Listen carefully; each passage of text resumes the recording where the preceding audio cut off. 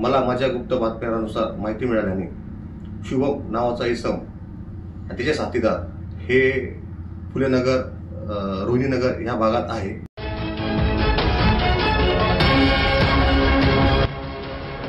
ABP Nashik TV हमेशा सच के साथ।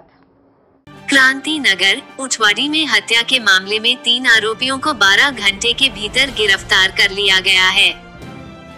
घटना 31 दिसंबर 2024 को रात 9:30 से 10 बजे के बीच हुई थी, जब रिझवान काजी, गणेश भावसार, शुभम मिर्के और अरुण गवठाई ने लक्ष्मण गारे के साथ झगड़ा किया और उसे सार्वजनिक निर्माण विभाग के पीछे खाली जगह पर ले जाकर सिर पर पत्थर से हमला कर दिया। पुलिस आयुक्त श्री संदीप कर्णिक के निर्देश पर पुलिस उपायुक्त श्री प्रशांत बच्छाव और सहायक पुलिस आयुक्त श्री संदीप मिटके ने गुन्हे शाखा की टीमों को तैयार किया और मार्गदर्शन किया। गुन्हे शाखा यूनिट 1 की टीम ने आरोपियों को फुलेंगा पेठ रोड क्षेत्र से गिरफ्तार किया।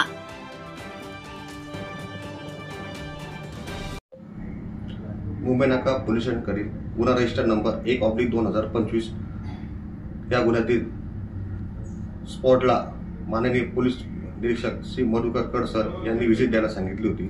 तर आम्ही आमचा स्टाफ सर्व तिथं स्पॉटला व्हिजिट दिली। त्यानंतर कड सर यांनी 2 टीम रवाना करून पुढील आरोपितांचा शोध घेण्यास सांगितले होते। मला माझ्या गुप्त बातम्यानुसार माहिती मिळाल्याने शुभम नावाचा इसम आणि त्याचे साथीदार हे फुलेनगर रोहिणीनगर या भागात आहे। ती बातमी मी आमच्या वरिष्ठ पोलीस निरीक्षक श्री मधुकर सर यांना दिली।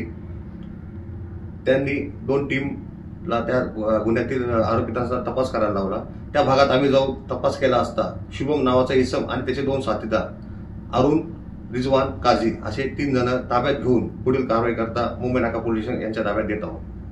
अन्याय अत्याचाराचा पर्दाफाश करण्यासाठी एबीपी नासिक टीव्ही चॅनलला सबस्क्राइब करा आणि बेल आयकॉन प्रेस करा।